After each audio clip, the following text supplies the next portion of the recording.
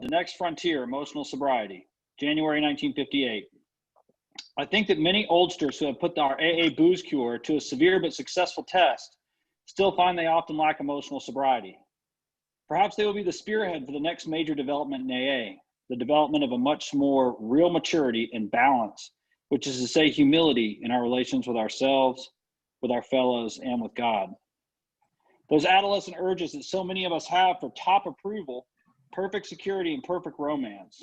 Urges quite appropriate to age 17 proved to be an impossible way of life when we were at age 47 or 57. Since AA began, I have taken immense wallops in these areas because of my failure to grow up emotionally and spiritually. My God, how painful it is to keep demanding the impossible, and how very painful it is to discover that all along we've had the cart before the horse. Then comes the final agony of seeing how awfully wrong we have been, but still finding ourselves unable to get off the emotional merry-go-round. How to translate a right mental conviction into a right emotional result, and so into easy, happy, and good living. Well, that's not only the neurotic's problem, it's a problem of life itself for all of us who've gotten to a real point of real willingness to hew to right principles in all our affairs. Even then, as we hew away, peace and joy may still elude us. That's a hell of a place so many of us AA holdsters have come to. And it's a hell of a spot, literally. How shall our unconscious, from which so many of our fears, compulsions, and phony aspirations still stream, be brought into line with what we actually believe, know, and want? How to convince our dumb, raging, and hidden Mr. Hyde becomes our main task. I've recently come to believe this because it can be achieved. I believe so because I begin to see many benighted ones, folks like you and me, commencing to get results. Last autumn, depression, having no really rational cause at all, almost took me to the cleaners. I began to be scared that I was in for another long chronic spell. Considering the grief I've had with depression, it wasn't a bright prospect. I kept asking myself, why can't the 12 steps work to release my depression? By the hour, I stared at St. Francis' prayer. It was better to comfort than to be comforted. Here was the formula, all right, but why didn't it work? Suddenly, I realized what the matter was. My basic flaw had always been dependence, almost absolute dependence on people or circumstances to supply me with prestige, security, and the like. Failing to get these things according to my perfectionist dreams and specifications, I had fought for them. And when defeat came, so did my depression. There wasn't a chance of making the outgoing love of St. Francis a workable and joyous way of life until these fatal and almost absolute dependencies were cut away. Because I had over the years undergone a little spiritual development, the absolute quality of these frightful dependencies had never before been so starkly revealed. Reinforced by what grace I could secure in prayer, I found I had to exert every ounce of will and action to cut off these faulty, emotional dependencies upon people, upon AA, and indeed upon any set of circumstances whatsoever. Then only could I be free to love as Francis had. Emotional and instinctual satisfactions I saw were really the extra dividends of having love, offering love, and expressing a love appropriate to each relation to life. Plainly, I could not avail myself of God's love until I was able to offer it back to him by loving others as he would have me.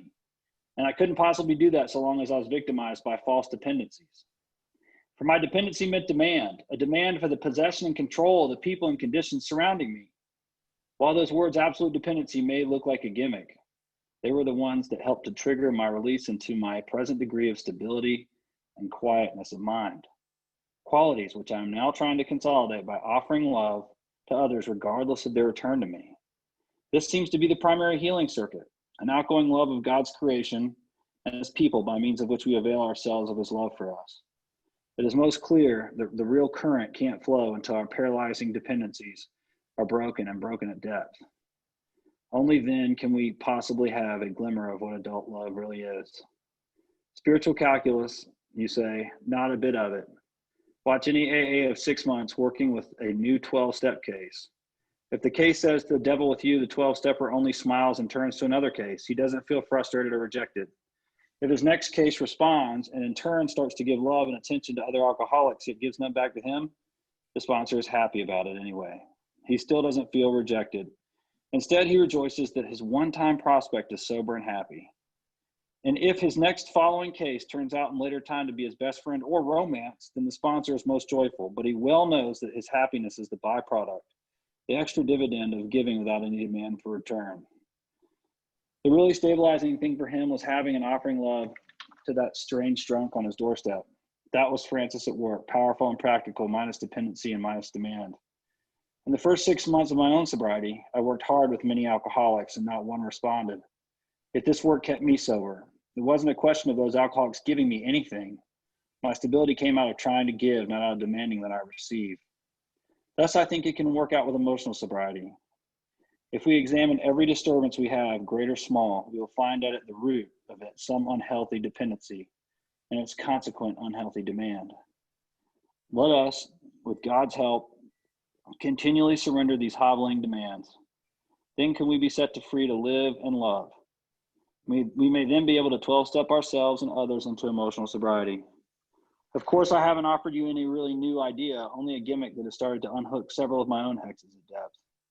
Nowadays, my brain no longer races compulsively in either elation, grandiosity, or depression. I have been given a quiet place in the bright sunshine. Thank you guys for sitting with me and listening to that.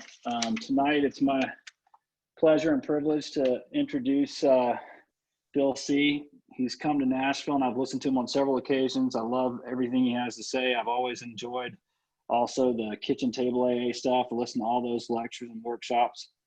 I don't think he needs an introduction with everyone here. So Bill, just take it for as long as you want, have fun with it, and talk about whatever you feel like, man. Thank you so much for coming. Well, thank you. My name's Bill. I'm an alcoholic. Bill. The phrase that really stuck out for me, Sam sent it to me and I read this thing several times, and when he just read it, the thing that really sticks out is paralyzing dependencies. Paralyzing dependencies.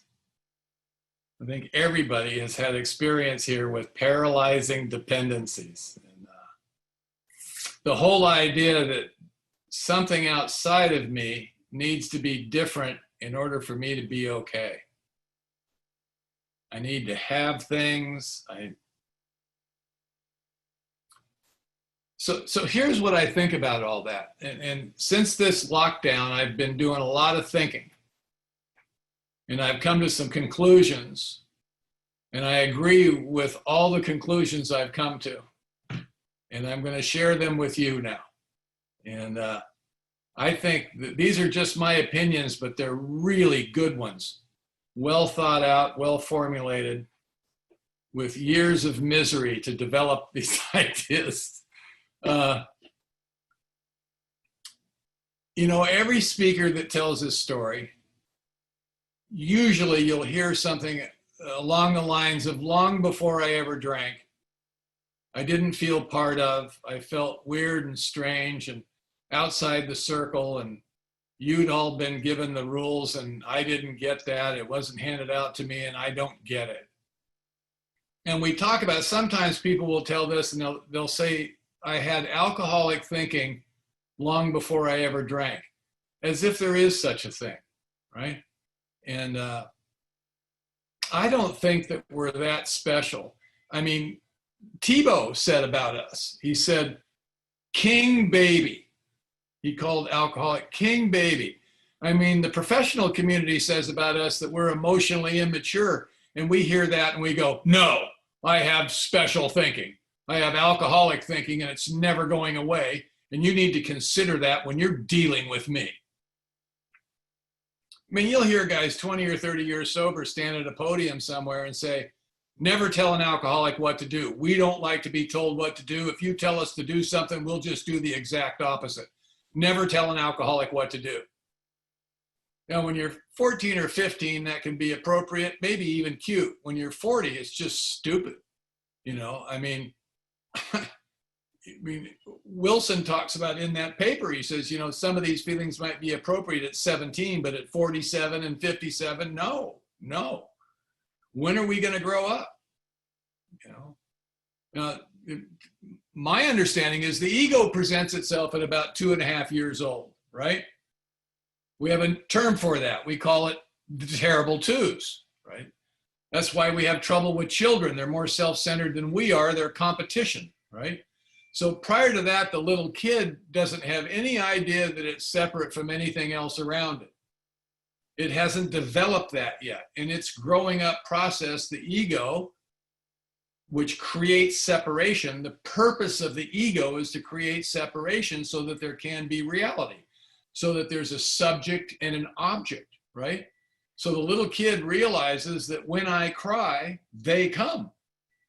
And he begins to manipulate that immediately. He cries a lot. He has a lot of needs. If it's raised in a relatively healthy household, it'll probably get its needs met, right? So there must be a me and a them. And thus begins the journey, the human journey. Everybody has this. This is not alcoholism. The ego is not the enemy. It's an aspect of who we are. Every human being has one. It has paralyzing dependencies, right? It needs to have stuff in order to be okay. And at first it starts off simply, then it gets more sophisticated.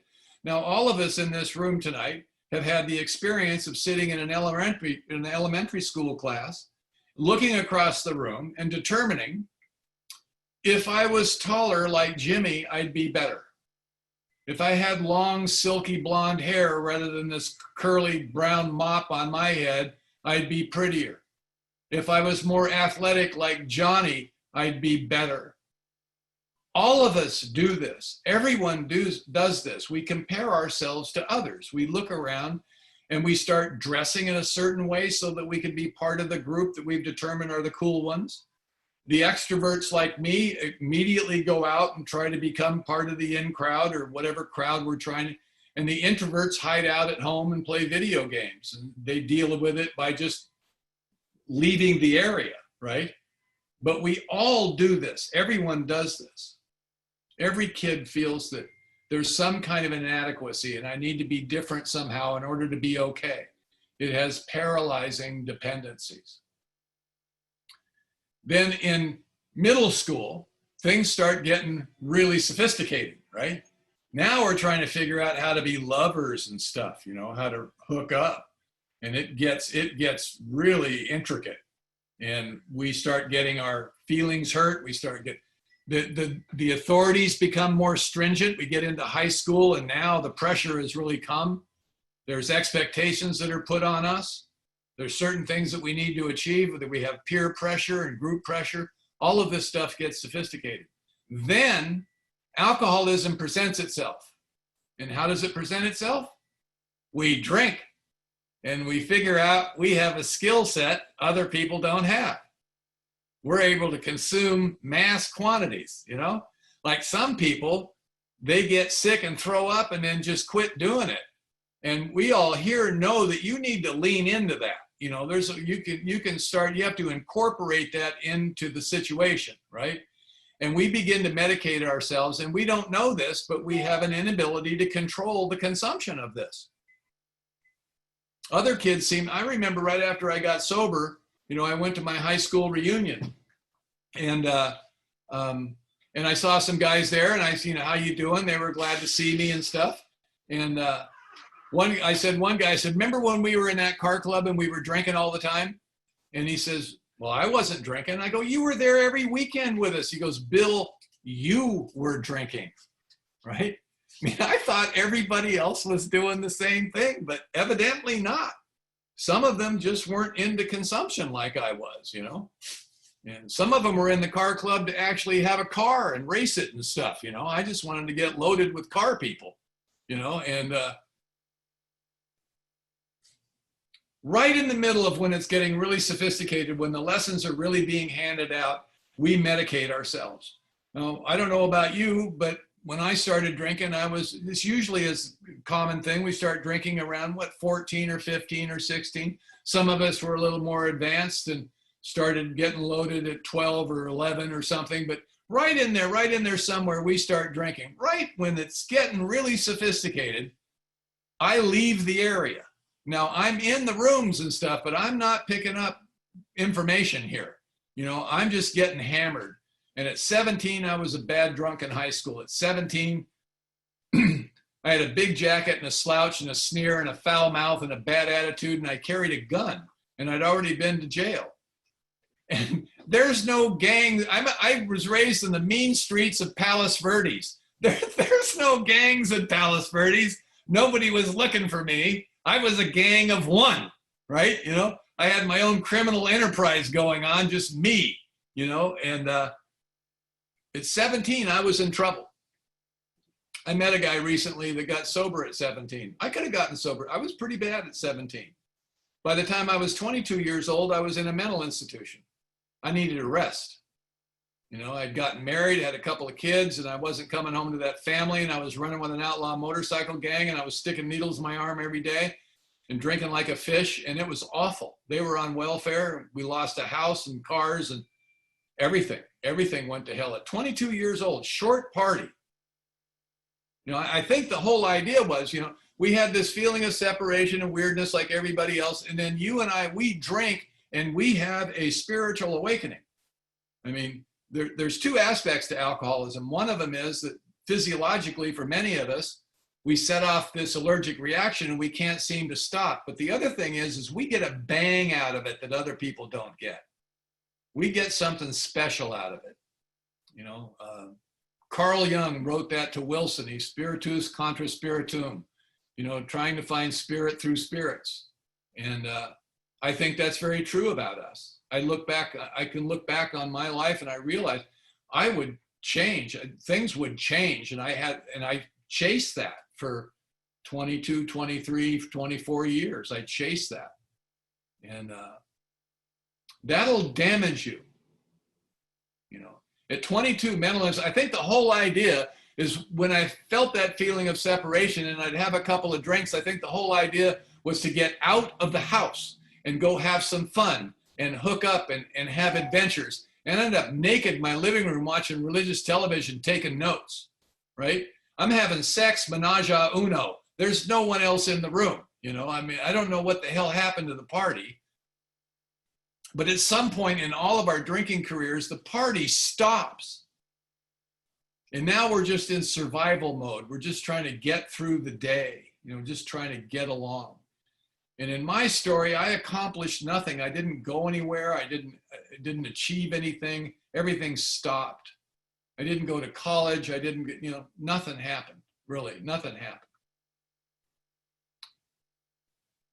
So 15 years after the mental institution, I walk into Alcoholics Anonymous, 37 years old. I was on my second marriage with 2 kids. The girl was 3 years old and the little boy was 4 months old. And I walk into Alcoholics Anonymous. I went through a month-long recovery program. And I walk into AA. I walked into the Hermosa Beach Alano Club on a Friday night in 1985. My sobriety date's March the 27th, 1985. So sometime in April, after I got out of there, the end of April, I walked in to the Gong Show on a Friday night. And 2 things happened to me that are just pure luck. The first one is probably the most important. I just liked it.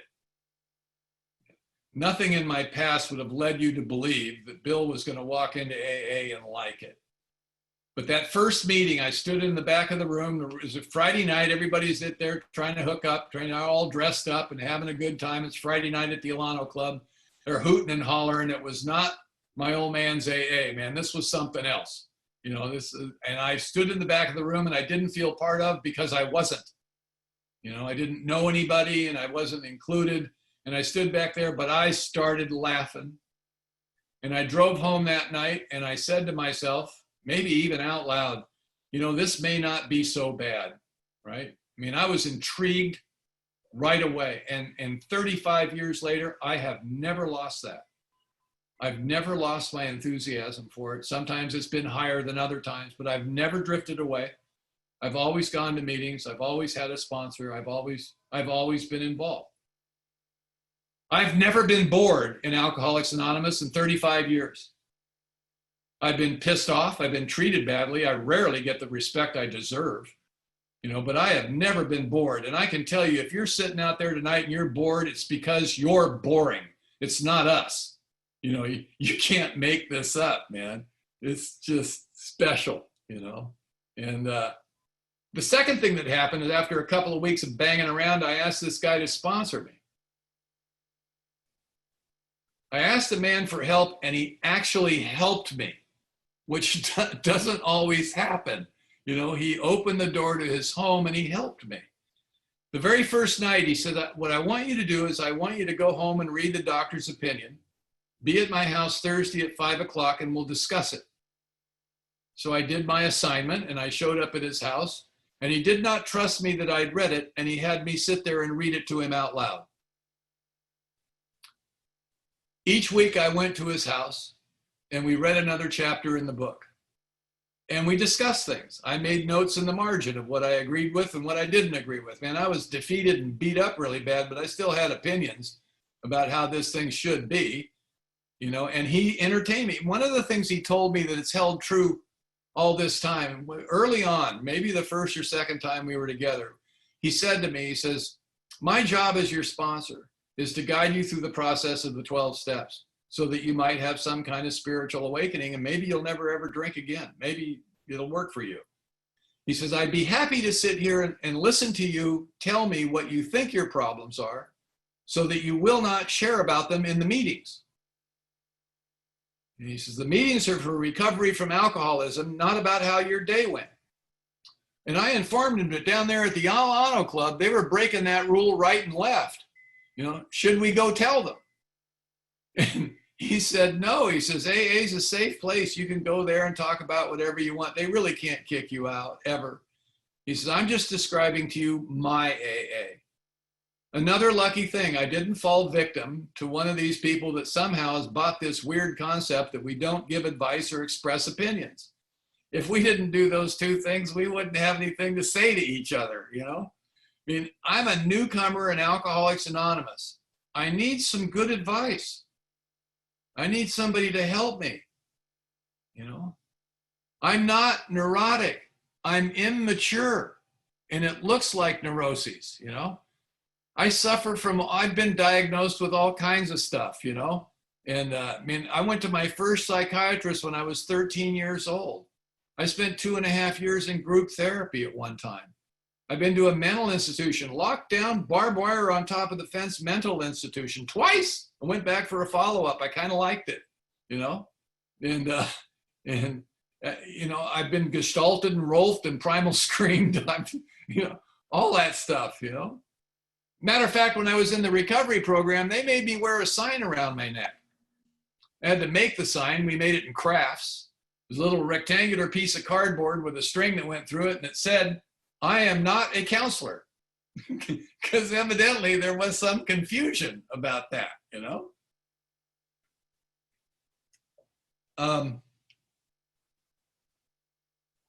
So what's going on here? Now I walk in and here I am. I'm a newcomer. I'm 37 years old. I look like I'm grown up. But on a good day, I've got the emotional development of maybe a 16-year-old, and this kid is not an honor student. He's not the one that's mature beyond his years. He's the one with a bit of a problem with authority, that kid, right? And this growing up process has been long, and it's been arduous. You know, people talk about the second surrender. Well, wait till you get to the third one and the fourth one. There seems to be a series of them, you know. Awareness increases. And here's what I think's going on. It says in our book, one of the things I like in the book, it says the only thing that's going to save me, Jim the car salesman failed to improve his spiritual condition, you know. Evidently, the only thing that's going to save me is my spiritual condition. The only thing that's going to keep me sober, and maybe more importantly, what Bill Wilson is talking about, having healthy relationships without these paralyzing dependencies. The only thing that's going to help me do that, the only thing that's going to get me out of self, the only thing that's going to get me to step to the side of my ego and be able to look at it and see it for what it really is. Not kill it, but understand it. Understand why it's there and what it's good for and what it's not. It's the one that's afraid of death. It's the one that thinks it needs someone else in its life in order to be whole. It's the one that takes prisoners. It's the one that does all of this stuff. It's not the enemy. It's trying to help. It's just flat and two-dimensional. It's kind of stupid. It creates nothing. It just takes credit for shit. It just takes the past and projects it into the future over and over and over again.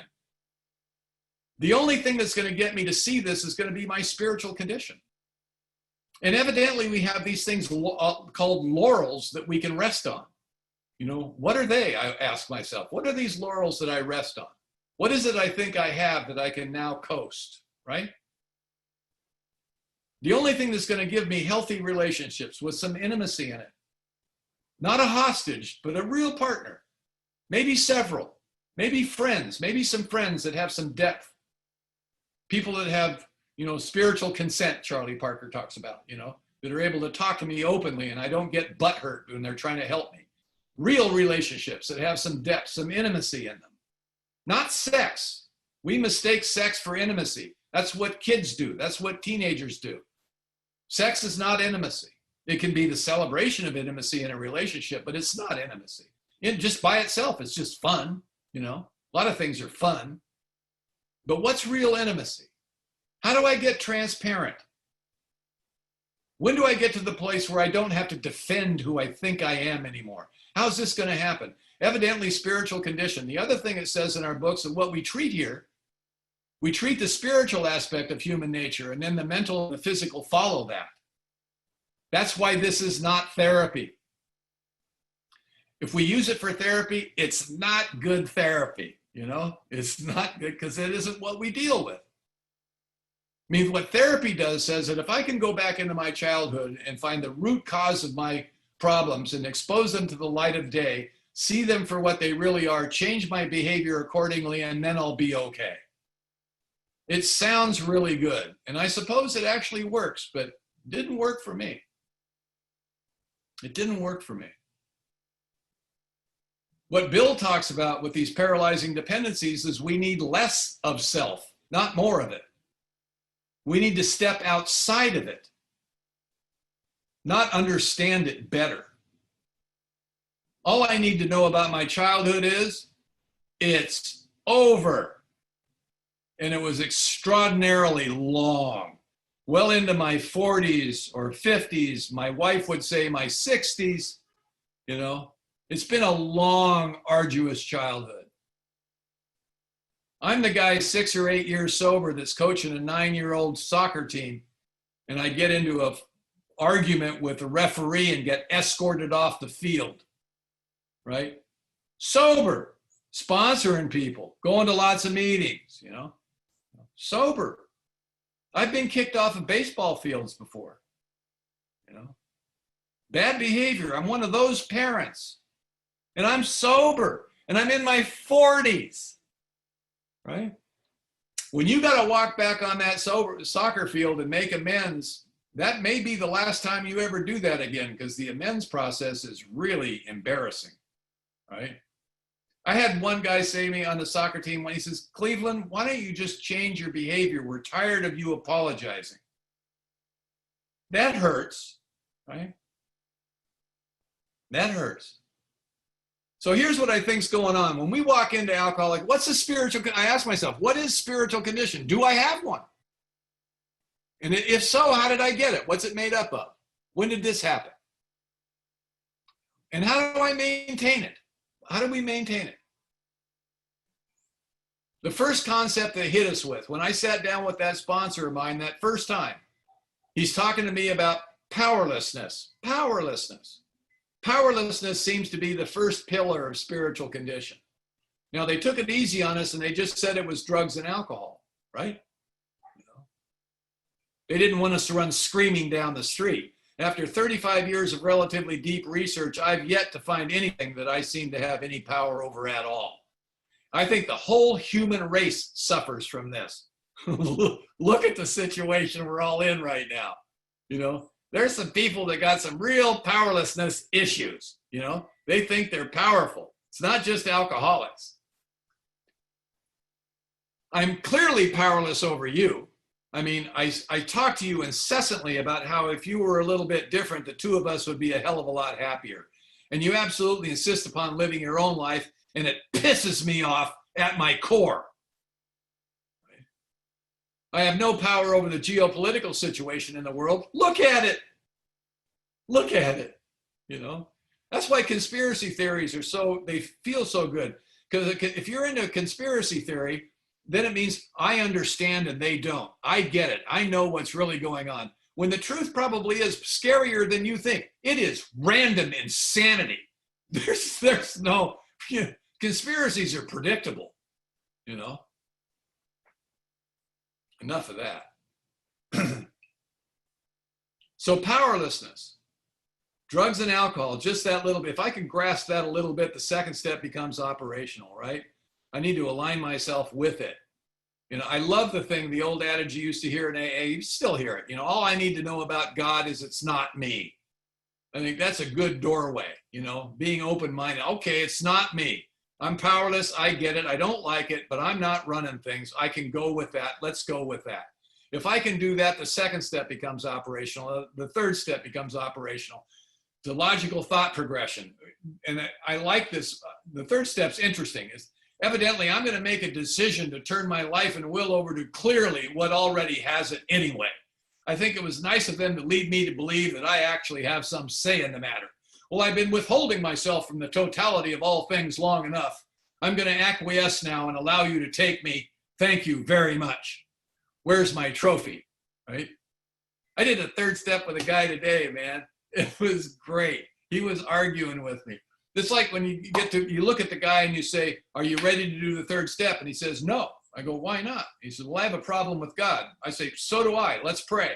The argument kind of goes out of it. And the guy says, well, I don't even believe in God. I look at him, I go, nobody really does, man. We're all just whistling in the dark, hoping for the best. Let's pray. You know, I've run out of options. It says pray here. You know, you got a better idea? I'll listen to it. You know, do you need a God to do this? I don't think so. I don't think so. I'll tell you something. If you stick around and you do it anyway, irrespective of what you believe in, it will come visit you. And then you can label it with whatever you want to label it with. Whatever philosophical component makes you feel better, you can. But I'll tell you, in Alcoholics Anonymous, it's an experience. It's not a concept. AA is an experience. It's not a concept.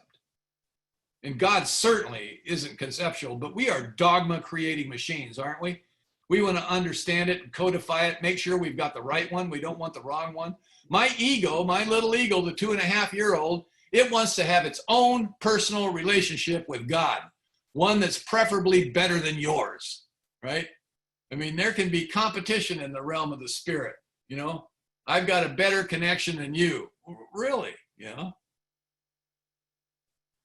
So what life and will is the third step talking about? The inventory, you know? The end result of living a life with seeming power, resentment, fears, and broken relationships. That's what I bring to you. And we list it, right? And in this fourth and fifth step, what is it we learn? The second pillar of spiritual condition. I have to stop the blaming. I've got to stop blaming other people and institutions for my lot in life. If it's their fault, there is literally no hope because I'm powerless over all of that. High school is over. I have to own my own life. You know, it's not like nothing actually happened, but if I can, how does the alcoholic life seem like the only normal one? Easy. It's got to be someone else's fault. That's how you do that. That's how teenagers justify their existence and their behavior. Well, if that person, I've always felt, I went to my sponsor one time and I got into a screaming match at my wife. Now she's like 5'2", I'm 6'5". It's a real fair fight, right? And I'm screaming in her face. That's what I do. This is what rage looks like. It's really cute, right? And I'm leaning over, screaming in her face. And I go to my sponsor and I tell her what she said to me that caused me to do that. My rage is justified. There is a sense of injustice.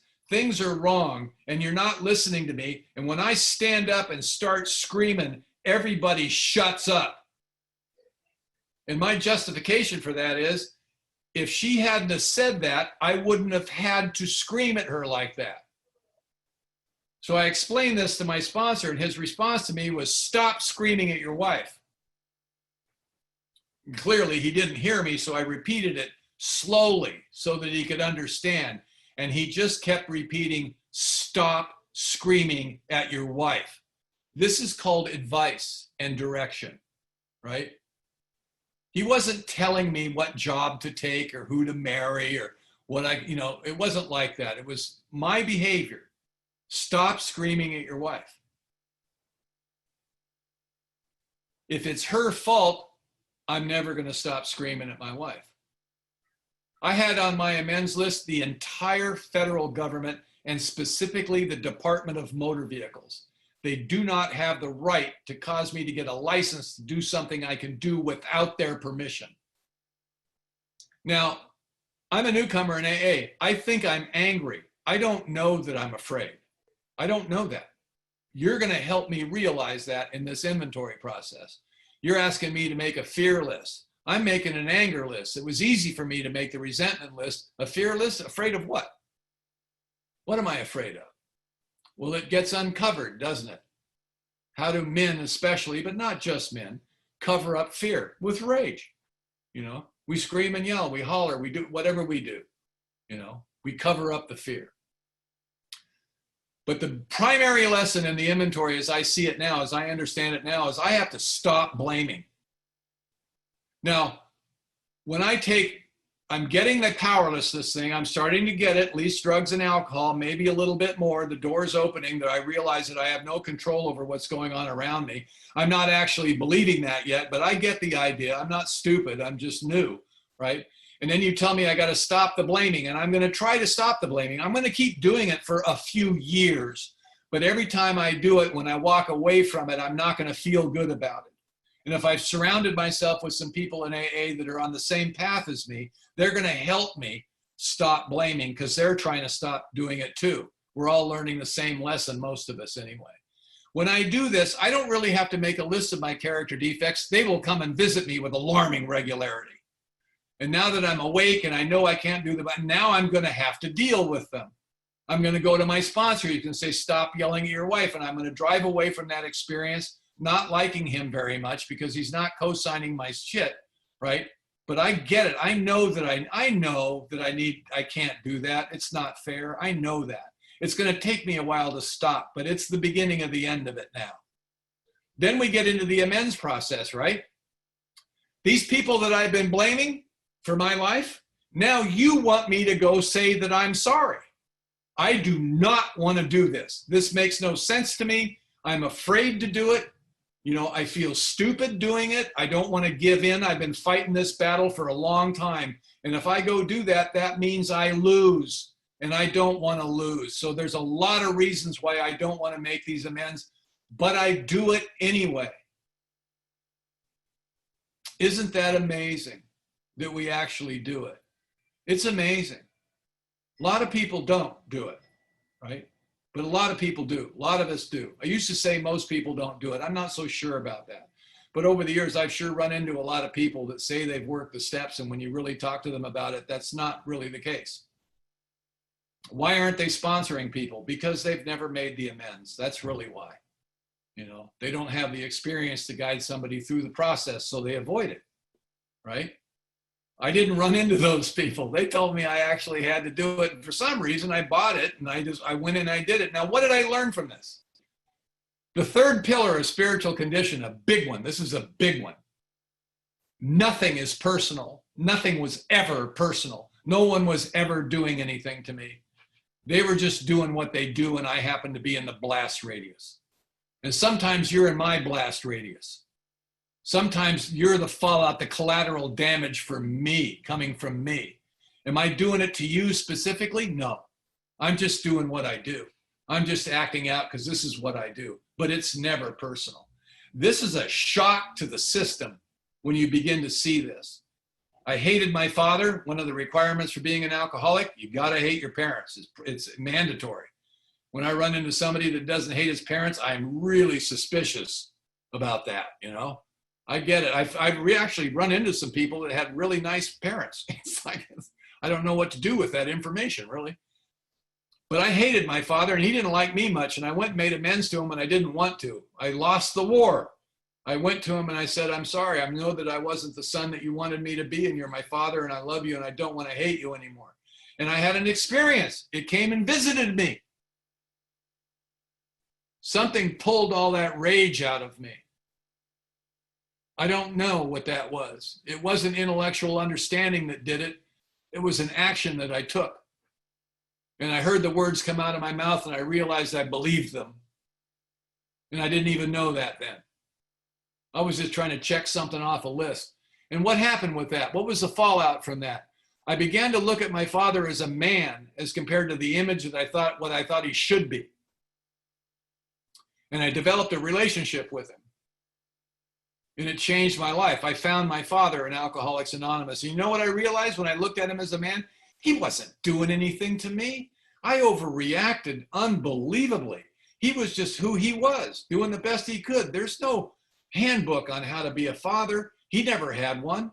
He came from an alcoholic home. His entire family was alcoholic, and he was he has his own story. And I realized he was doing the best he could. He wasn't doing anything to me. He was just being himself. Now, when you put these three things together, powerlessness, no more blaming, keep trying to stop the blaming. You know now that doesn't work. And when nothing's personal, what comes out of that? This 2.5-year-old, the little ego that presents itself a 2.5-year-old, I'm 37, 38 years old now. I've constructed this thing. It's a huge construction. It begins to collapse. Seems to happen between 8 and 12 years sober. Don Koyas talks about every 4 years there's a winter, right? And I look back on my 3.5 decades of sobriety and I can see this phase. And what happened to me at 10 years sober, I had a mental and emotional collapse. Who I thought I was fell apart. This is painful. When this happens, you realize something innately, an understanding that transcends the intellect, that your opinion of me says more about who you are than it does me.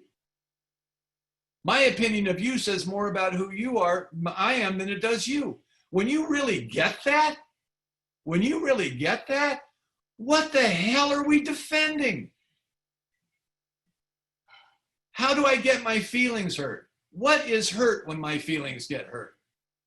My pride, my ego, this concept, what have I got to defend? It begins to collapse. Now, 1 through 9 is about 10% of the program. It's not the work. It's Sober 101. It's the first semester. It's what you have to do in order to develop some kind of a message with depth and weight so you can start the work, the real work in Alcoholics Anonymous. Emotional maturity, it's like, this is when it starts to happen. You got to be able to see first.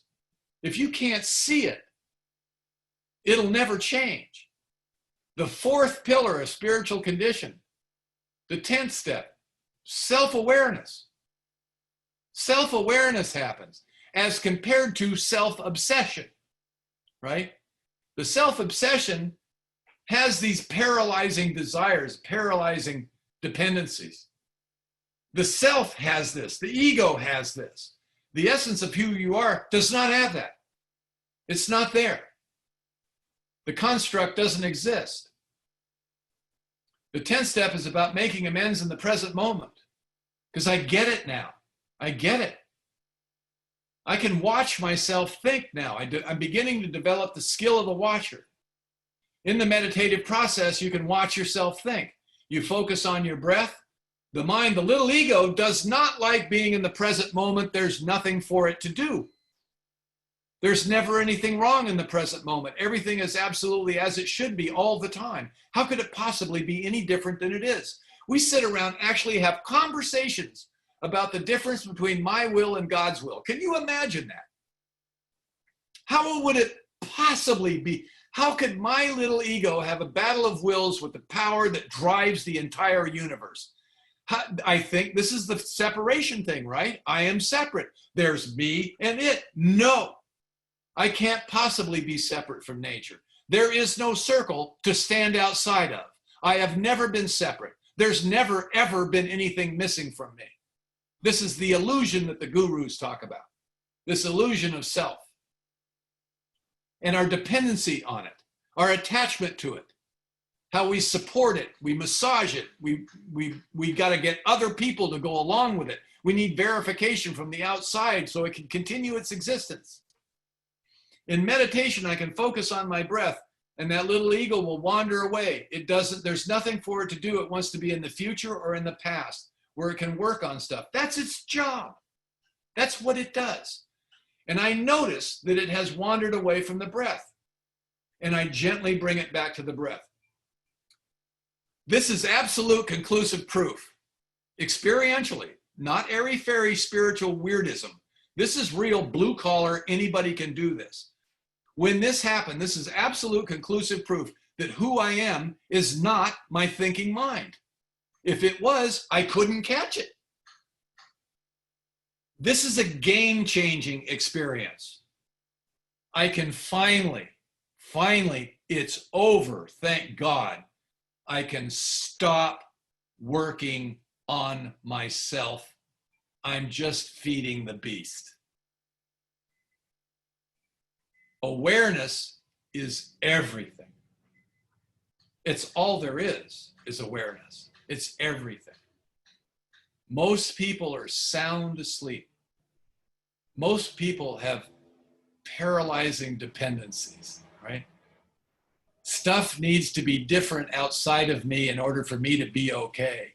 You have to behave a certain way in order for me to be okay. I don't feel you. The only time I'm concerned about how you feel is when how you feel impacts me. I have no empathy. This is the primary descriptor for somebody who is totally self-obsessed. Selfishness and self-centeredness is the root of my problem. Somewhere in the past, I put myself in the position to be hurt. Whenever I'm disturbed, it's always me. This is an absolute spiritual truth. But it sure looks like them, doesn't it? It smells like them. It sounds like them. I'm convinced it's them, you know? And now I know that's not true. I mean, I can have those feelings. Like in the psychotherapeutic community, they tell us that feelings aren't right or wrong, they just are. That's bullshit, isn't it? I mean, some of the ways I feel is just incorrect. It's like, you know, my reaction to stuff becomes the problem, right? Self-awareness. This brings us to the 12th step. What's the lesson in the 12th step? What's the big lesson? I was raised in AA that the reason he was talking to me and carrying me through this process is so that I could be a sponsor. That if my life was going to change, if I was going to have a spiritual awakening, I need to do that. That's where you get that, is when you start physically, literally getting out of self and reaching out to help others. Now, the first 10 years I did that. I've been doing that the entire time I've been sober. I got my first sponsee at right around a year sober. And I've never not done that. I've always been reading the book just like he did to me. I've picked up a few things over the years. I've changed it a little bit, massaged it. I've learned a lot from others, you know, about how to approach it, what's in the book and all of that stuff. But I started sponsoring people. Now, the first 10 years I did that, I was trying to make a name for myself in an anonymous organization. Right? I had no other way. I had no other path. There's no other way I could have done that. I don't want to be sitting in the room with the rest of you sheep. I want to be up at the podium running the goddamn meeting. I want to be the speaker at the meeting. And I went out and I started pursuing that. And I started getting commitments, and I've done general service, central service. I've been on the board at the Alano Club. You know, I'm in the power structure of Alcoholics Anonymous. And I can tell you something about AA. You know that there is no hierarchy in AA? You know, there is none. You know how you find that out? By working your way up into the hierarchy. And when you finally get there, the other people that you think are there in the hierarchy, they're laughing at you because they already know there's no hierarchy, and they know you think they're it. It's like, you know, this is another awakening process, right? When you actually get there, you know, and there's no there, right? And and I had my emotional collapse. I came out the other side, right? But I've been working with people. What do you learn when you start sponsoring people? You want to address your character defects, sponsor people. You'll run into every one of them. You know, you start sponsoring people, this God thing is going to come and visit you regularly. You're going to wonder, how did that happen? You're going to have experiences like, I said something to this guy and I didn't even know I knew that. What way do you sit in a room sometime and you give a guy a 20-minute lecture on how he should live his life? Then he leaves the room and you think to yourself, man, that is some good shit. I should record that and hand it to all my sponsees, right? Then you also say to yourself, maybe I should even do some of it, right? I called my sponsor when I had this awakening moment and I said, you know, I think I'm a hypocrite. And he goes, no, Bill, you're worse than that. You're a liar. You know, you're leading people to believe you're actually doing this stuff. You're not doing it. You're a liar.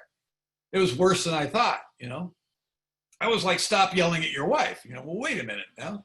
That wasn't what I was looking for. But you have these experiences, and what do you learn? The fifth pillar, the final pillar, the foundation stone of Alcoholics Anonymous, the big one, the big one. Compassion. When all the lessons were being handed out when I was a teenager, right? And I was drunk and I wasn't learning the lessons. So now I'm going to learn it now. Now I'm going to grow up now at 37 years old. I'm going to grow up, and the chances of me doing that and looking good are really slim because I'm a little late, you know, and I'm going to get kicked off a soccer field. I'm going to learn lessons. I'm going to be in Alcoholics Anonymous, and there's going to be an immense amount of chaos about me because I'm opinionated. I'm a preacher, and I'm pounding the podium, and I yell, and spit's flying out of my mouth, and I'm doing theater, right? Because that's what I can do. I have a skill set, and I'm doing this, and I'm making a name. I'm doing all this stuff. Then it crashes and burned, but I did the work. It didn't matter what my motivation was. And you know what happened to me? I fell in love with you. I don't know when that happened, but what's always been missing in me is compassion. How would I know it wasn't there? I never had it. It wasn't like I had it and then I lost it and I'm trying to get it back. It never developed in me. The character defects are obvious. I'm arrogant, I'm pompous, I'm a blowhard, all that stuff. You can see them. But what about the parts of me that are missing that I don't know aren't there? And the thing that wasn't there all this time, the aspect of someone that's never grown up,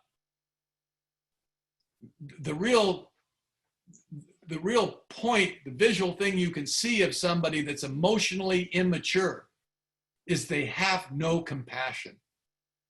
Everything is personal. Everything's happening to me all the time. But nothing is personal. Nothing is personal. It's what we learn in the amends process. And I'm working with you and I'm making my amends and I'm developing compassion and I don't even know it's happening. But somewhere along the line, I started worrying about you. Some along the line, I started caring about you. And then you did things to me. You invited me into the birthing room when you were having your babies because you wanted me there because I was important in your life. The first time somebody looked at me with respect in their eyes, I did not know what that was. I'd never seen that before. It was very off-putting. I'm thinking, what's he trying to get out of me? Why is he saying those things to me? Because I don't deserve it. I know I'm full of shit. You know, I was a phony biker with a clip-on earring back in the day. I became a phony AA guru when I was sober. A little healthier, but the same character. The same character. I had to live through that experience and come out the other side. And what's on the other side? Compassion. I held your hands when your babies are dying. In Alcoholics Anonymous, it's the complete cycle of life. There's always somebody having a baby and always somebody dying. I'm older now. I'm losing some friends. You know, I get hurt. But the suffering isn't there like it used to be. Certainly I get hurt. I'm human. Every time my heart breaks, it breaks open. I feel you in my life today. I love you. I love you. I love Alcoholics Anonymous. I've been broken open against my will. So in this shutdown, I've been looking at all this. You come to want me to talk about Bill Wilson's letter. This is what it looks like. This is what Bill was talking about in the language of his day. The dialogue in AA has changed since that time, hasn't it? Chuck Chamberlain changed the dialogue. You know, when my dad got sober in 1954, when I got sober, he came in, he never really worked the steps. That isn't what he did. That isn't what his crowd was doing back then. I have a first edition big book with my mother's signature in it that was a guy found for me on a website. Can you believe that? Dated 1954. It's got her name in it. The damn thing wasn't even read. You know, Joe and Charlie changed the dialogue, didn't they? You know, Sandy Beach changed the dialogue. You hear guys like me now, you know, a lot of other people that are talking about this process, because the sober story is a hell of a lot more interesting than the drunkalog, isn't it? And you've been sober a while. It's a hell of, my life started on March the 27th, 1985, when I was 37 years old. My real life started. When I did my fifth step at 6 months sober, I had an experience. What was the experience? The experience was, it's going to be like this now. Bill Wilson was sitting in Towns Hospital. He had a vision, didn't he? It changed the course of his life. He never went back to Wall Street. He couldn't get away from it. He had a purpose, didn't he? Changed his life. March the 27th, 1985, changed my life. Something touched me and changed my life. At 10 years sober, I had that breakdown, blew up, and I met my wife. We've been together 26 years now. I've never cheated on her, ever. I don't do that anymore. Is that because I'm a good guy? No, my perception changed. You know, the priorities changed. I have fewer dependencies today. I mean, I have some. The mistake we make, there is a self within us. The mistake we make is that we think that we're independent of each other, that we're independent of nature. That's not possible. And I think what happens when the awakening happens is you can see the connection. You can see the dependence that we have on each other. Our common welfare should come first. The world could take a really good lesson from that. And it's real in Alcoholics Anonymous. This is a safe place here. We don't talk about other things because it's not worth talking about. Because what we have here is so sacred. It's so sacred. So today, what's it look like with me? I believe I've been awakened. I don't think I'm enlightened. I just think I can see now what I couldn't see before. We talk about accepting ourselves. We say things we should put ourselves on the top of the amends list. We've been our own worst enemy. That'll pretty much kill you. You know, if you put yourself at the bottom of that list, you'll have some self-esteem. I believe that's how it works. Am I selfless? I have a self. I'm just not so attached to it anymore. Now what I say, when I look in the mirror and I look at myself and I go, dude, you got old, man. You know?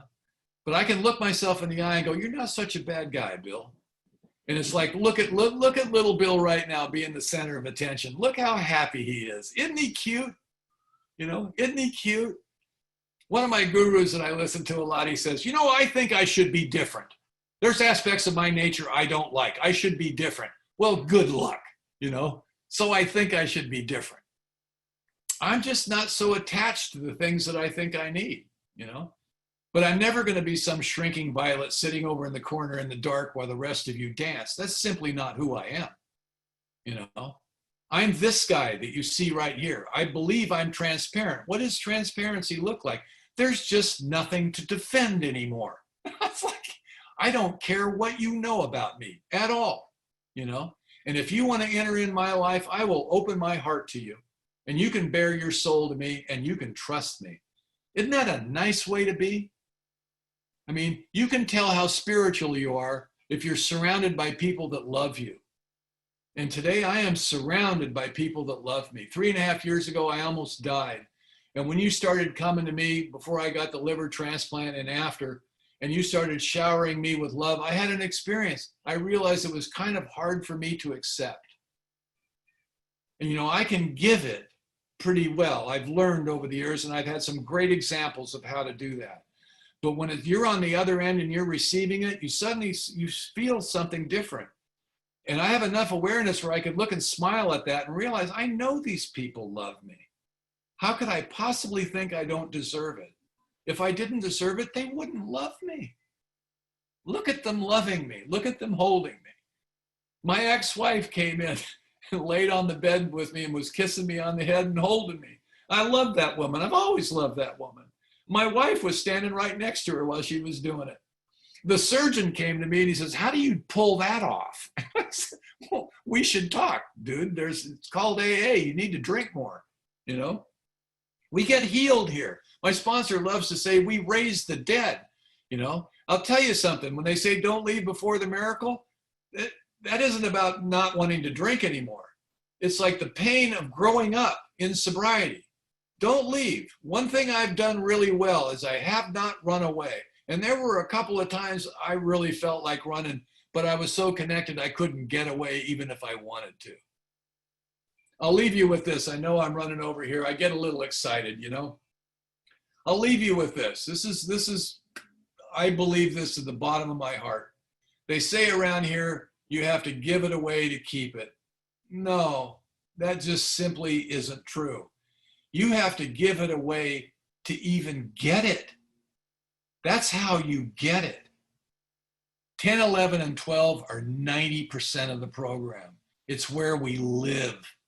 This is where the healing happens, you know, and it's experiential. It's not intellectual. It doesn't matter what fucking page number it's on. You have to live it. Thank you very much. Beautiful, Bill. Thank you so much. I really appreciate you coming tonight and doing this for us. Typically, how we do this for the next 30 minutes or so is you can see the people on the meeting. Would you have anybody you'd like to hear from? Oh, I'd love to hear from Gary Brown. Yeah, there you go.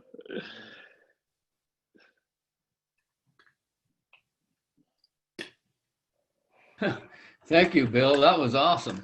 That was awesome. I wish you'd have found most anybody else but me.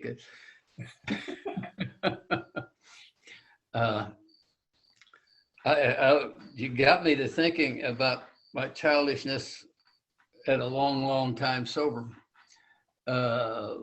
recently.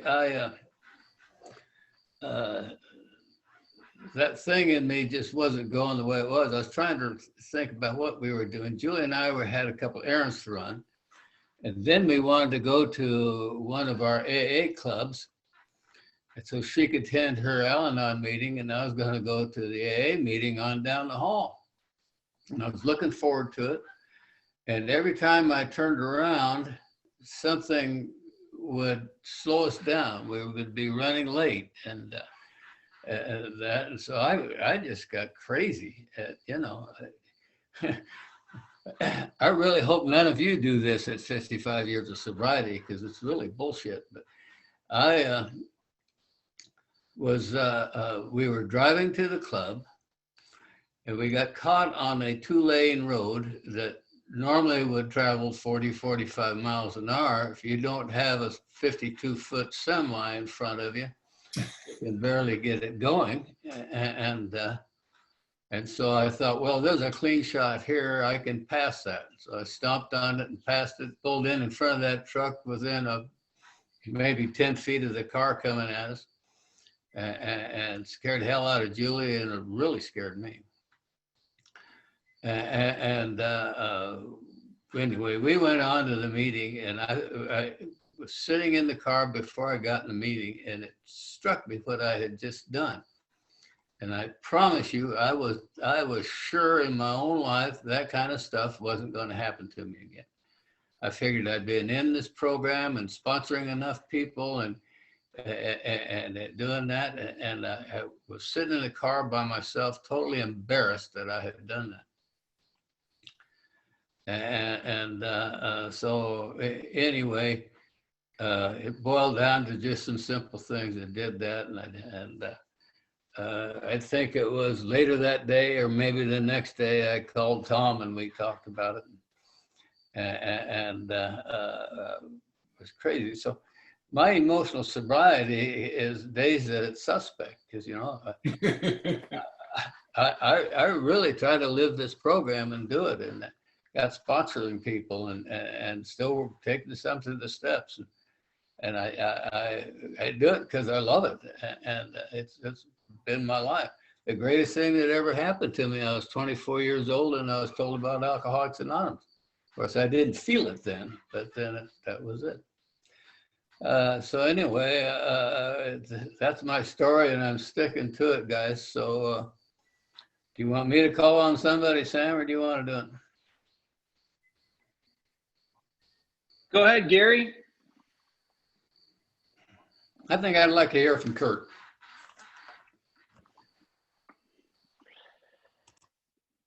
That's a good call. I got a couple requests for that too, Kurt. Hey, thanks, Gary. Bill, thank you very much. It's I've known Bill since probably 1986, 1987 at that club. And you know, I think about my journey's not been, well, it's not been like yours. My journey hadn't been like yours, but it has in another sense.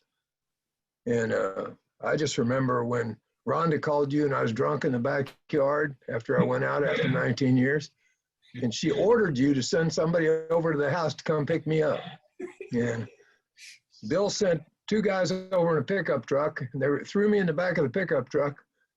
And Koyas was doing a retreat up in Santa Barbara. And the retreat was full. And I called Koyas, and he said, look, you call Bill and you tell Bill, if you can't come to the retreat, I'm not going to do the retreat. You remember this? Yeah. And so I ended up going up to the retreat. I mean, about as wet as you could be. And you and Jay, you know, you guys met me with open arms, just like you always had, drunk or sober. And I remember when you had the liver transplant, I came over to your house, you opened your house up, and I walked into your house, and you weren't doing real good then, but you sat down and we had a good conversation.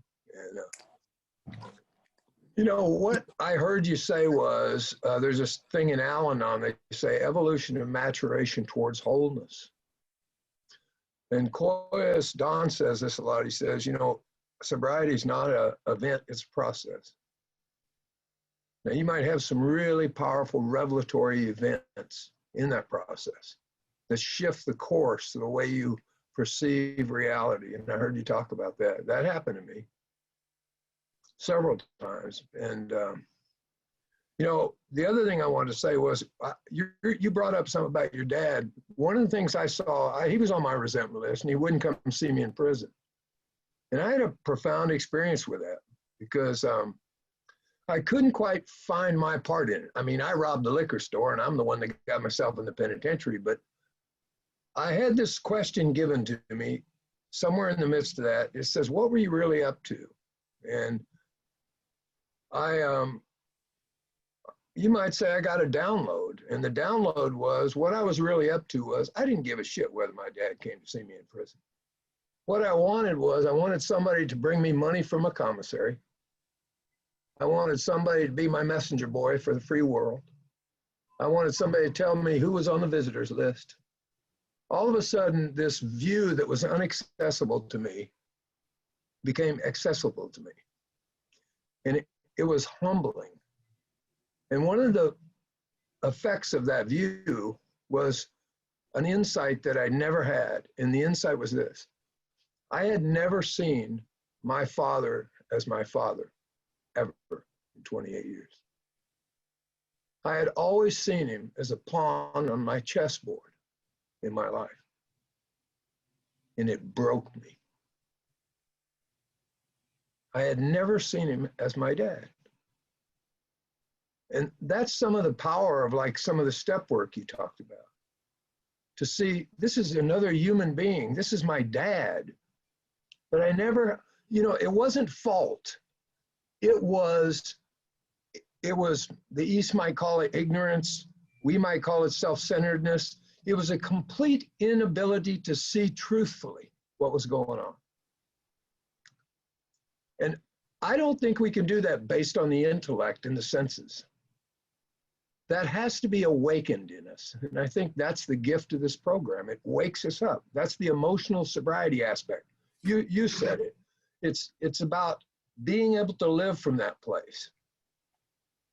And that's what it says. We have a daily reprieve. What we really have is a daily reprieve. So thank you very much for your talking. You know, you're only a couple blocks from me here, so I ought to come see you. Thanks, Sam. Thanks, Kurt. I'd like to hear from Don. Is Don around? Hi, I'm Dawn. Thank you, Sam. That was such an enjoyable talk. Thank you so much, Bill. I was charmed by the flow of it, and it got a lot of good information, and I really identified with a lot of it. And what I mostly identified was just being totally emotionally immature, despite my best intentions to be a better person. And I ran into something the other day. I ran into a character on the street, and he was pretty upset with me for doing something that he didn't approve of. And I would love to tell you that I was, kind and considerate to the man, but I wasn't. I basically, shushed him, for lack of a better way of putting it.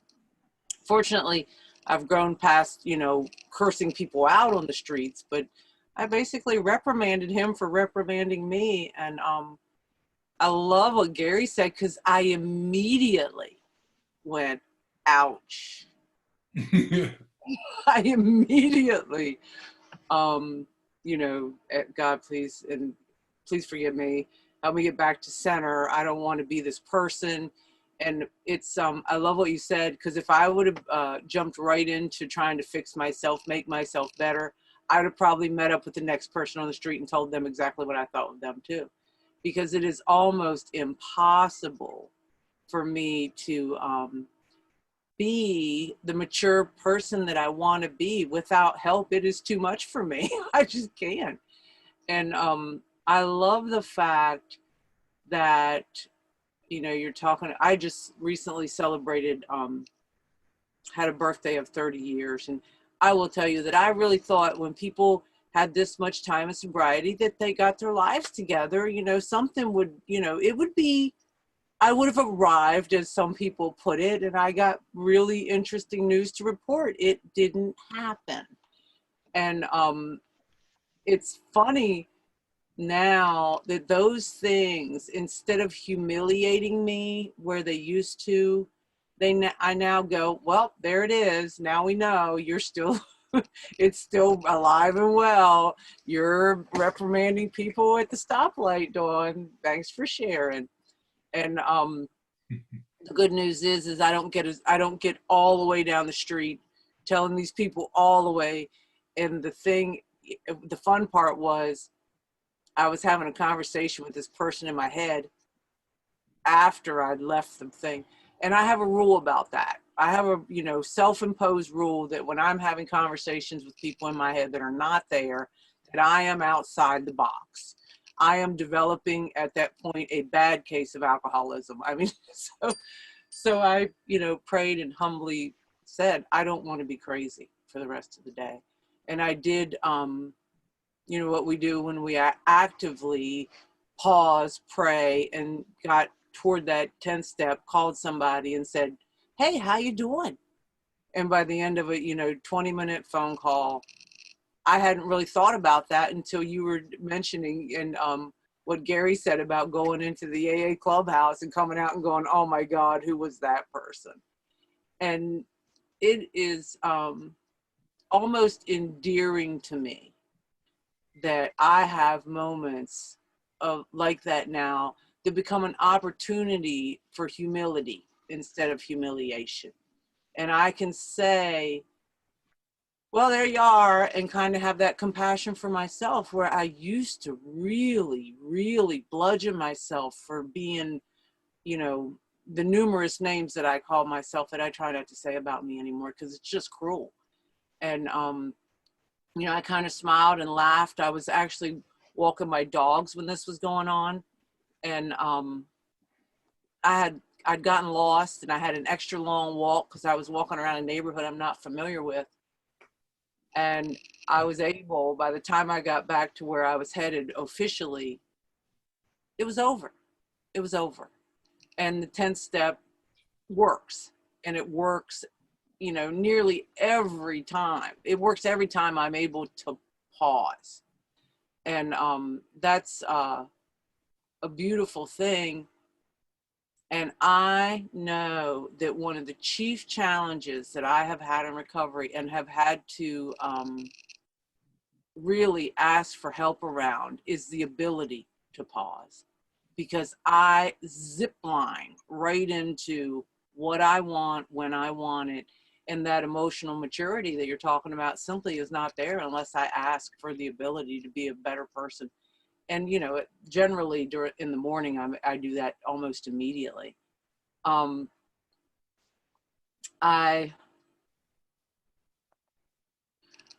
was somewhat impressed by what Kurt said about, you know, the way I look at my parents. And am I being a daughter, or am I being still a demanded teenager child, even inside my own head? I'm gonna take that one with me and kind of think about that a little bit. And I appreciate that, Kurt, because, you know, what is asked of me in the world? Total sociopathic, it doesn't apply to me behavior is not what y'all have built me for. And that really kind of hit a nerve, and I think that I'll probably be looking at that a little closer. So yeah, and as you know, I too am not getting any younger. Sorry, yeah, you know, but what is it, you know, so now that I'm not, you know, in my midlife, I'm past the midlife crisis. The midlife crisis is over. That was like the last decade. And you know, what do I want to be as a mature adult who, yes, life does take on this circle that you're talking about, the birth, the death, the whole thing. And who do I want to be in that process is a big thing that I'm kind of like, all right, well, that's an interesting approaching the, I don't want to say the golden years. I'm not there yet, but just looking at what maturity looks like as a full-grown adult. And I believe that we are of the human race, and that we all kind of carry these traits with us. But Alcoholics Anonymous has given me a life that's worth living, and a set of principles that can guide me to better behavior at a stoplight, and that I'm actually expected to do that. Thank you. Oh, thank you. If you'd like to share, please raise your hand and we'll open it up. Got a few minutes left. The problem with these meetings is that when people share, everybody just after they're done, it's kind of a meditation on this whole body of work, you know, and everybody's just kind of like, oh man, I mean, what the fuck do you want me to say, you know? So with that, I'll call on Judy, because she shared last week, and I was wondering, Judy, if you would mind sharing and just say, is there anything that came to you over the week about any of this or the meeting last week that you wish you would have shared, or anything that kind of came up for you after doing it? Oh my gosh. Thanks, Sam, I think, for calling on me. Totally in the zombie place. And just in public, you know, thanks very much, Bill, for your share. One of the things that I really got out of that, out of Bill's share, was how often we deceive ourselves. You know, there's a level of deniability there, but there's, in my case, it's more like delusion. And how often we deceive ourselves that I'm doing these actions and I do them at a surface level, and I can stay sober for a really long time.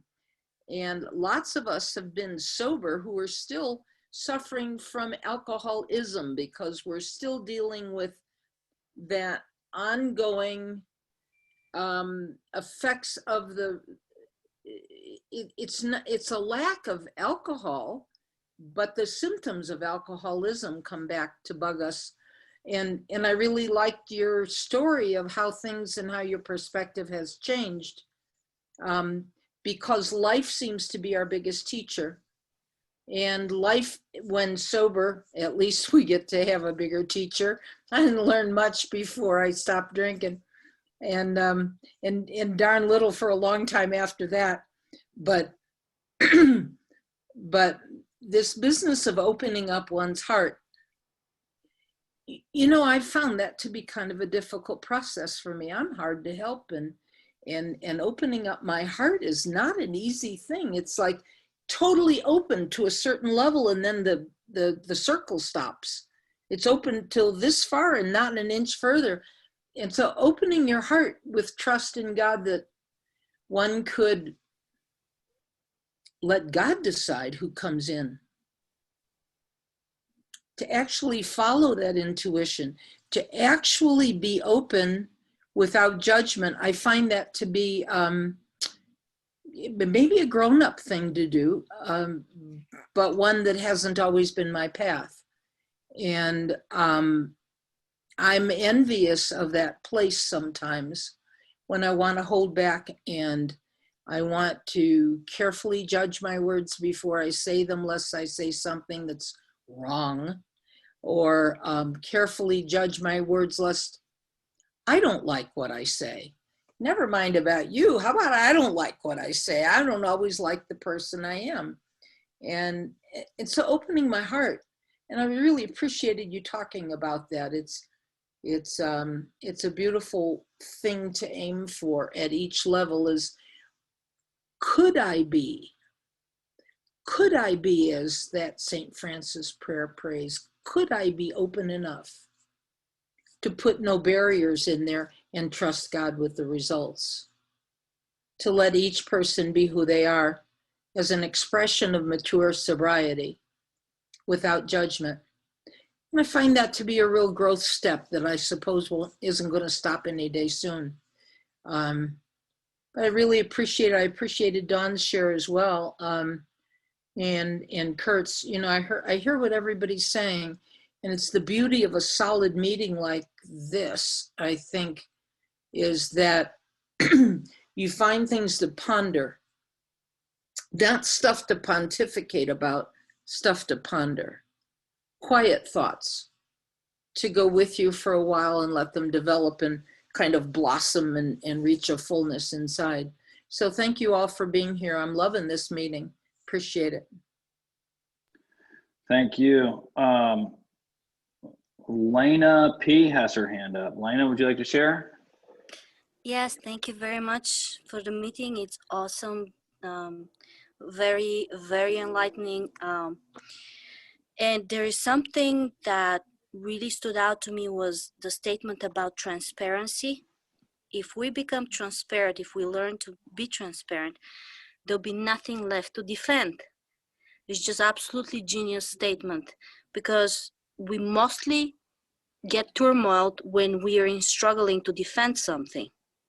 You know, when we try to defend ourselves or some certain situation, and we just struggle with the lack of that transparency in us. But then I just thought in retrospect, why am I kind of stuck on step 4? It's not that I didn't take step 4 fully and openly. It's that after step 4, I continued on going back to my old ways. So there's absolutely no point of continuing just over and over again, redoing step 4, if we don't actually make a real change in how we live. We can't just use the steps as a band-aid or a stitch. We either have to go all in transparency to the rest of our life in every decision and every step we take, or we always be returning to defending something. So that was a great lesson I learned in this meeting, and thank you very much. We're almost out of time. And, you know, one of the challenges I have sometimes we get different people coming into this meeting is we've got a lot of people who are, you know, serious big book step workers, and you tell them you want to do a meeting on emotional sobriety and you want them to speak at it. They hadn't been there, like, ooh, what kind of weird shit is that? Are you talking about like one of those, are you talking about a graduate program, or one of those, are you part of one of those weird people that don't get this? And So I have to get Tom occasionally I pimp Tom out to call him and say, no, man, that's not what this is about. It's just a meditation on a letter. They read this letter at first and then people talk about it. And so Tom's been like the executive producer and helping me get certain people, you know, every now and then I have to kind of pull in the big guns. So somebody might go, oh, no, I don't know about that. You know, I don't know about some emotional sobriety meeting, 7:30 from somebody in Nashville. And then I have to, you know, I'll get Tom on them and say, hey, man, I need you to rub on somebody for me real quick. Get Wanda to call them too. Anyway, and then a lot of people end up coming every week. So that's why it's been so fun. But I would really like to hear from Tom tonight because he's just such an awesome dude and everybody loves him and nobody else has their hand up. Tom, are you still on? Hey, my name's Tom. I'm an alcoholic, and man, this was terrific for me. You know, I don't even know. I guess to Liz, I texted her, I chatted her, and I said, you know, I've heard Bill 100 times, and I love it more every time I hear him. I just do. And I was just thinking about some things, and I was thinking, our time in Australia, it'll be about a year coming up. Yeah. The time that we spent in Australia, it was one of the highlights of my life, literally. Just absolutely wonderful. And then the other thing I was thinking, well, I was thinking about a lot of things, like times we've spent together and stuff. But you didn't mention, but you talked about it, but you didn't give it the title that you gave it in Nashville when you and Steve did that workshop, and you called it behavioral modification, which is great. And that's exactly what it is. You know, I take actions that go against the ego and the will, and it hurts. And I don't want to do that again. And so I changed my behavior. I mean, it's so wonderful, you know. And then the last thing I was thinking about, I don't know who I was talking to recently. It might have been Kurt. I don't know who it was, but they said, you know, we just sent Butch G a bunch of that dirt from Chimayo, you know, and yeah, and they got it. And I was telling somebody, and they said, oh, well, you know, Cleveland said he did all that dirt and it didn't work for him, you know. And I said, to hell, it didn't work. He got a brand new liver. How could it not work? Of course it worked, you know. So anyway, we have a lot of fun, man. And I'm sure glad you're still on the planet with us, and I love you dearly. And I love you, Tom, very much. Appreciate it.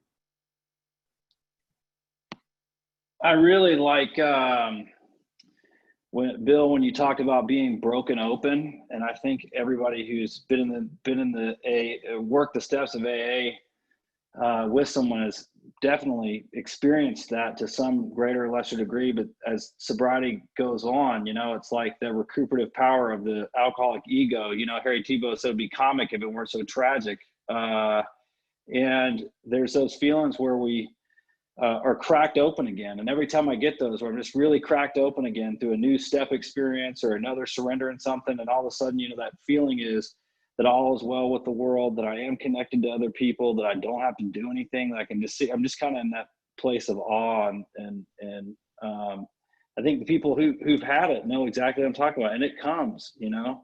And then it starts to get faded out with those worldly clamors and dependencies and demands on the world and all this shit. But there's a time where it doesn't matter how much money I have, who's at the house, outer circumstances don't matter at all. And, you know, that's what you spoke to that a couple times, Bill. Is there anything else you'd like to say before we close up? Well, just one thing I was thinking of that I didn't mention is that it's funny how we talk about these ideas like you can actually accomplish it, you know. Like one of the things is acceptance. You know, I need to be more accepting. I have to learn how to accept, you know. And my idea about that, the way I think that happens, if you really get powerlessness, if you really get that deep down in a visceral or gut level that you're really powerless and you don't need any power, everything's just unfolding. There's this illusion that we need to have power. If you really get powerlessness, acceptance just happens. There's just no other choice. It doesn't mean you have to like it, but acceptance just kind of happens.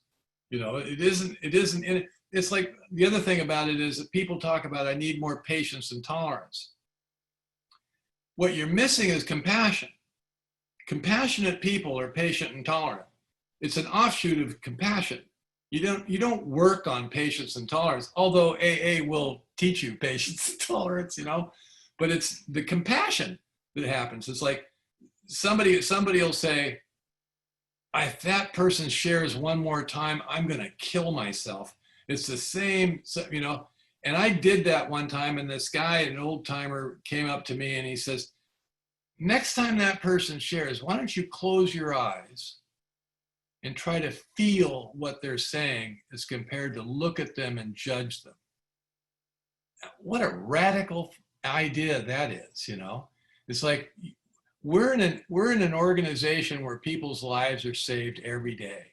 Every day, people's lives are saved here, literally, every day. And the mechanism that's used for that is us.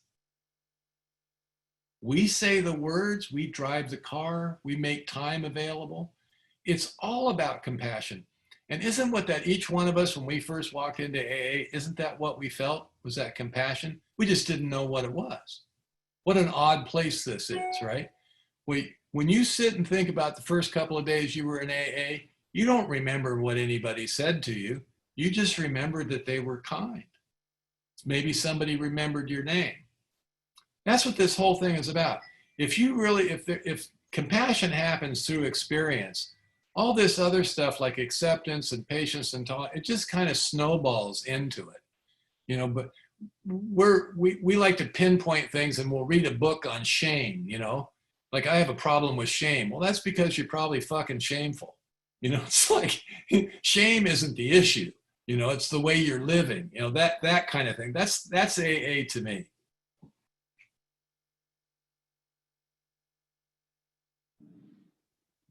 That's beautiful, man. Thank you so much for coming tonight. And the way that we close this out is we mute ourselves and go to our inner room and just inwardly say the Lord's Prayer. So we'll just have a moment of silence, close our eyes, and Lord's Prayer inwardly if you're up for it.